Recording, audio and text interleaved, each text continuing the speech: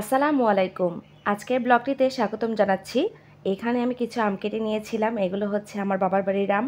খেতে কিন্তু অনেক অসাধারণ, অনেক মিষ্টি। কেনা আম না এতটা মজা লাগে না, যতটা গাছের আমগুলো মজা লাগে, বাড়ির আমগুলো।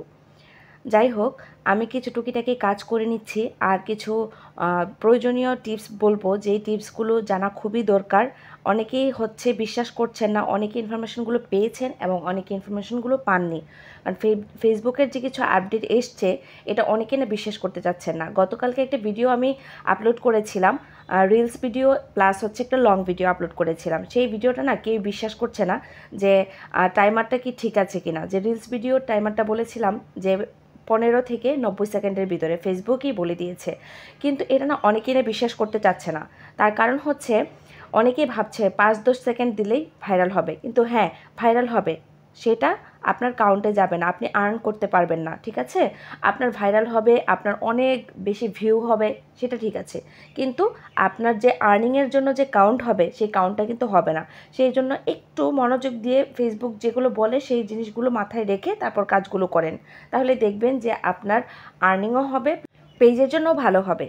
আচ্ছা, আমি যখন ভয়েস দিচ্ছিলাম না, তখন পাখির অনেক বেশি শব্দ ছিল, হয়তো কিচিরমিচির শব্দ শুনতে পাবেন। কারণ হচ্ছে আমার বাসার আশেপাশে অনেক বেশি পাখি আছে, যেগুলো সকাল বিকাল দুই বেলারই খুব বেশি শব্দ করে, অনেক বেশি কিচিরমিচির করে। সেই জন্য একটু এই শব্দগুলো পাবেন। আর হচ্ছে আমি কিন্তু আরেকটা ইনফরমেশন দিয়েছি, সেটা হচ্ছে যে ভিডিওর সাউন্ড অফ করা যাবে না, ঠিক আছে? ভিডিওর সাউন্ডটা যদি অফ করেন তাহলে কিন্তু ফেসবুক মনিটাইজেশন দিবে না। এই কথাগুলো না একটু মাথায় রেখে তারপর কাজগুলো করবেন, ভিডিওগুলো আপলোড করবেন। কারণ হচ্ছে আপনি একটা ভিডিও তৈরি করতে আপনার অনেকটা টাইম ইনভেস্ট করেন।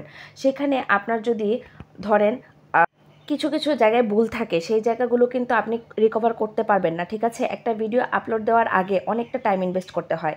আমরা প্রথমে ভিডিওটাকে তৈরি করি, তারপর এডিটিং করি, তারপর হচ্ছে ভয়েস দেই। এই সব কিছু মিলিয়ে না অনেকটা টাইম দিতে হয়, একটা কন্টেন্ট ক্রিয়েটারের অনেকটা সময় দিতে হয়, ঠিক আছে?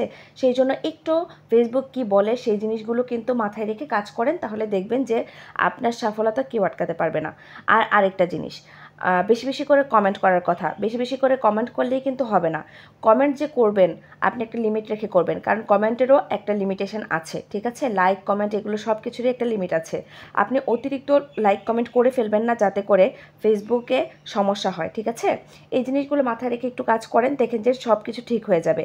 আর ফেসবুকে আরও কিছু কিছু আপডেট এসছে, সেই জিনিসগুলো আপনারা যদি জানতে চান তাহলে অবশ্যই কমেন্ট করতে হবে। আপনারা যদি কমেন্ট না করেন তাহলে কিন্তু হবে না।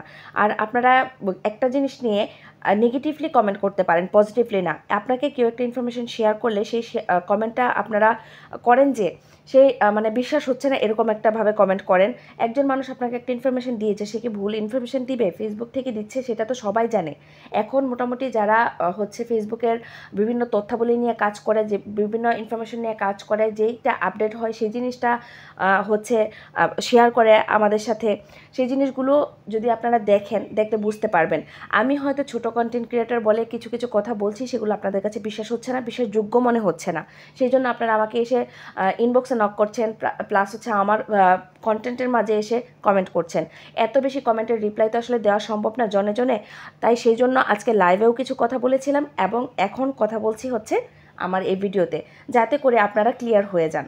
ফেসবুকের আরও কিছু ক্রাইটেরিয়া আছে, যে মানে তারা নিয়মগুলো চেঞ্জ করেছে, সেই নিয়মগুলো ইনশাল্লাহ আমি পরবর্তী দিন বলবো, যাতে করে আপনারা আরও বেশি জানতে পারেন ফেসবুক সম্পর্কিত।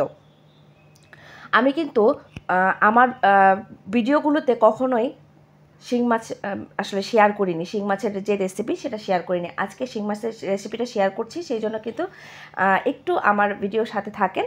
আমি বলে দিচ্ছি যে কীভাবে আসলে শিং মাছটা করেছিলাম।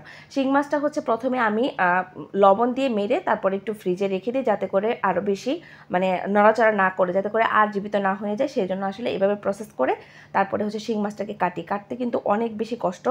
চাইলে কিন্তু তারের মাজনি দিয়ে করতে পারেন, অথবা আপনি শিলপাটায় ঘষে পরিষ্কার করতে পারেন, অথবা এখন যে মাটির কিছু কিছু পাত্র পাওয়া যায়, যেগুলা মানে ভর্তা করার জন্য মেইনলি তৈরি করেছে, সেগুলোতে কিন্তু ঘষা দিলে আপনার শিং মাছটা পরিষ্কার হয়ে যাবে। আর অনেকেই হচ্ছে শিং মাছ পরিষ্কার করেন পেঁপে পাতা দিয়ে, পেঁপের খোসা দিয়ে। এগুলো ব্লেন্ডারে ব্লেন্ড করে তারপর হচ্ছে মাছে করেন, পরিষ্কার করে ফেলেন। কিন্তু পেঁপে মাথা যেহেতু আমার অ্যালার্জি আছে, সেই জন্য আমি করতে পারি না। আর এখানে মাছটা যেভাবে রান্না হচ্ছে, পেঁয়াজ রসুন বাটা দিয়েছি, তারপর হচ্ছে হলুদ গুঁড়ো, মরিচ গুঁড়ো, ধনিয়া গুঁড়ো, জিরা গুঁড়ো, এগুলো দিয়ে মশলাটাকে কষিয়ে তারপর হচ্ছে মাছটাকে কষিয়েছি, সাথে আলু কষিয়েছি। কারণ আলুটা যেহেতু একটু শক্ত, সেই জন্য আলুটা আগে কষিয়েছি, তারপর হচ্ছে একটু পানি দিয়ে ঝোল দেওয়ার পর হচ্ছে বেগুনটা দিয়েছি। বেগুন আর আলু দিয়ে আজকে রান্না করেছি। বেগুন আর টমেটো আলু দিলে আরও বেশি ভালো লাগতো, কিন্তু টমেটোটা আমার কাছে ছিল না, সেজন্য করিনি। আজকের ভিডিওটি কেমন লেগেছে অবশ্যই কমেন্ট করে জানাবেন।